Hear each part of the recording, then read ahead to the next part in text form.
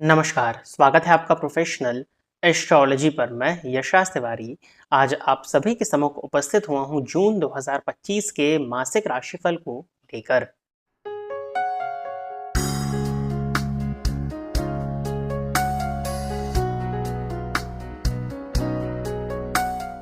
आज के इस राशिफल के कार्यक्रम में हम चर्चा करने जा रहे हैं कि आपका ये मंथ ओवरऑल कैसा जाने वाला है, क्या लाभ और क्या हानि आपको इस माह में देखने में मिलने वाली है। साथ ही साथ आपकी मैरिड लाइफ कैसी रहेगी, आपका करियर कैसा रहेगा, आपके धन की स्थिति, शिक्षा की स्थिति, प्रेम संबंध में किस तरह की स्थिति आपको देखने में मिलने वाली है, व्यापारिक पॉइंट ऑफ व्यू से मंथ आपके लिए कैसा होने वाला है। साथ ही साथ जीवन के विभिन्न पहलुओं पर हम आज के इस राशिफल के कार्यक्रम में चर्चा करने जा रहे हैं। जैसा कि आप सभी दर्शक जानते हैं कि जो राशिफल का कार्यक्रम होता है वो ग्रहों की गोचर की कंडीशन पर आधारित होता है। तो इस मंथ में 15 जून को सूर्य वृषभ राशि को छोड़ करके मिथुन राशि में प्रवेश करने वाले हैं। साथ ही साथ इस मंथ में मंगल 7 जून को अपनी नीच राशि अर्थात कर्क राशि को छोड़ करके सिंह राशि में प्रवेश करने वाले हैं। बुध 6 जून को वृषभ राशि को छोड़ करके अपनी स्वयं की राशि मिथुन राशि में प्रवेश करने जा रहे हैं। साथ ही साथ मंथ के एंडिंग में शुक्र 29 जून को मेष राशि को छोड़ करके अपनी खुद की राशि अर्थात वृषभ राशि में प्रवेश करने जा रहे हैं। तो जो शुक्र के विषय में चर्चा होगी वो तो मुझे लगता है मोस्ट प्रोबेबली अब जुलाई के राशिफल में ही होनी चाहिए। बाकी जो मेनली आज का राशिफल का कार्यक्रम होगा वो इन 3 ग्रहों के आधार पर ही होने वाला है। इसके साथ ही साथ गुरु, शनि, राहु और केतु, ये जो स्लो मूविंग प्लैनेट का राशि परिवर्तन हुआ है, इन ग्रहों पर ऑलरेडी एक सेपरेट वीडियो इस चैनल पर अपलोड किया जा चुका है। आप राशिफल के प्लेलिस्ट में जाकर के इन वीडियोस को भी अपने लग्न और अपने राशि के आधार पर सुन सकते हैं। जैसा कि मैंने बताया कि राशिफल का जो कार्यक्रम होता है यह गोचर पर आधारित होता है और गोचर निर्भर करता है आपकी जन्म कुंडली की प्लैनेटरी पोजीशन पर। यदि आपकी जन्म कुंडली में दशाएं इत्यादि अच्छी चल रही हैं तो गोचर का प्रभाव श्रेष्ठ होता है, और यदि दशाएं आपकी कुंडली में अच्छी नहीं चल रही हैं तो अच्छा गोचर भी आपके लिए कोई बहुत श्रेष्ठ परिणाम लेकर के नहीं आ पाता है।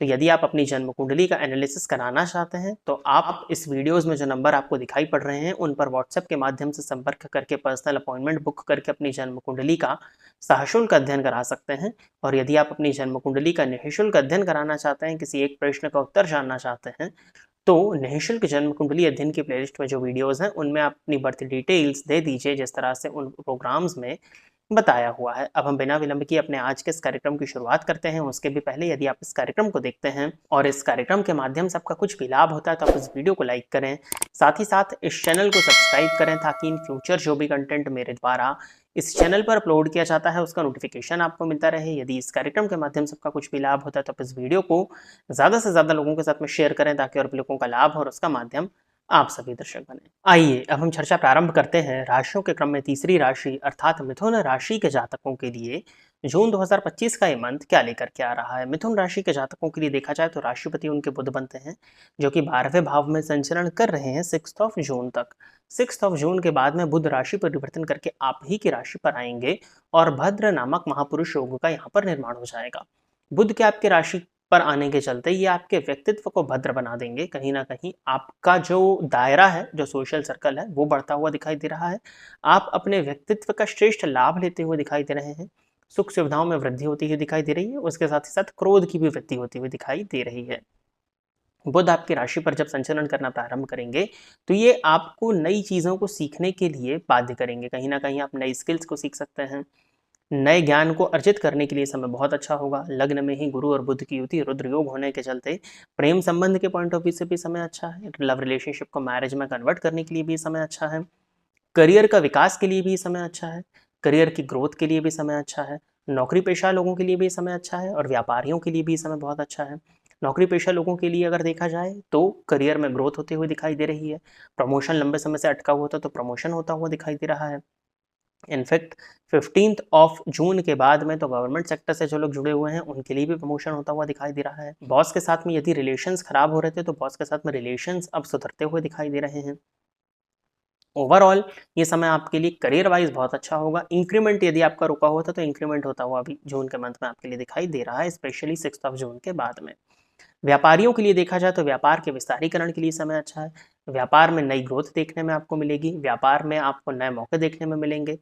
आपके मन में नए आइडियाज़ आएँगे, उन आइडियाज़ पर काम करके आप अपने बिज़नेस को ग्रो करते हुए दिखाई दे रहे हैं। पार्टनर के साथ में यदि रिलेशंस बिगड़ गए थे तो वो भी ठीक होते हुए दिखाई दे रहे हैं।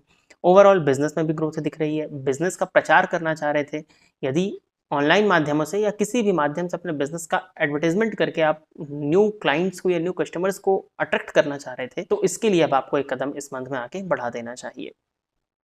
दाम्पत्य जीवन के पॉइंट ऑफ व्यू से भी देखा जाए तो बुध का गोचर लगने में आपके लिए अच्छा होगा। जीवन साथी के साथ में अच्छा समय बीतेगा।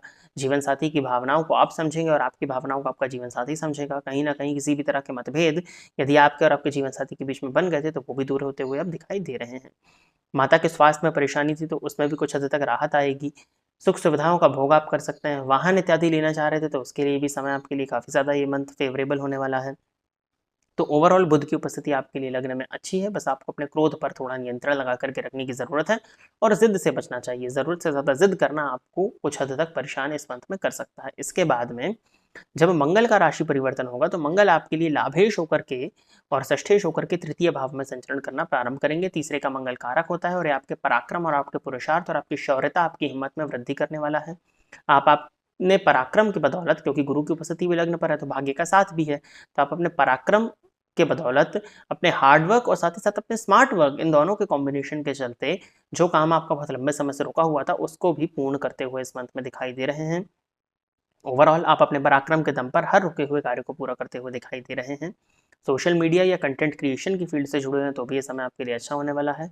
पड़ोसियों के साथ में बहुत ज़्यादा उग्रतापूर्ण व्यवहार करने से आपको बचना चाहिए। अपनी वाणी पर नियंत्रण लगा करके रखिएगा। अहंकार आपके अंदर इस मंथ में बढ़ सकता है, तो अपने अहंकार को प्रदर्शित ना होने दें, ये आपकी सलाह रहेगी।